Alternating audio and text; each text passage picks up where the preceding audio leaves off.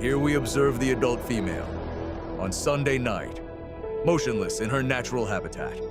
To the untrained eye, she may appear comfortable. She is not comfortable. She is bracing for impact. Note the blanket, wrapped tightly around the body. This is not softness. This is tactical emotional protection. Observe the face, the stillness, the hollow stare. Fixed somewhere between the living room wall and complete psychological collapse.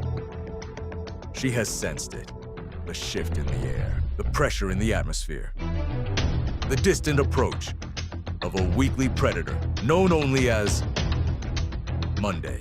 At this stage, the adult female stops responding to outside stimulation. Texts go unanswered. Plans are ignored. Laundry remains exactly where it was abandoned. Even the thought of being productive is treated as a personal attack.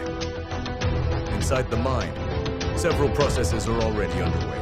Regret over everything she didn't get done.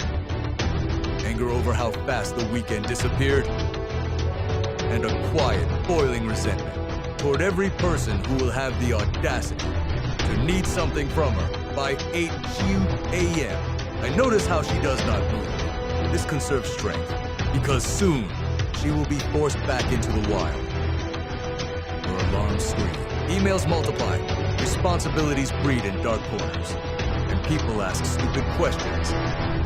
With the confidence of the deeply unhelpful, in a just world, she would remain here until at least Wednesday.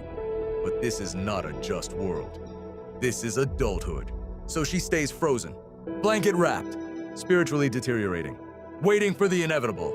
Monday, a ruthless predator, a thief of peace, and nature will not save her.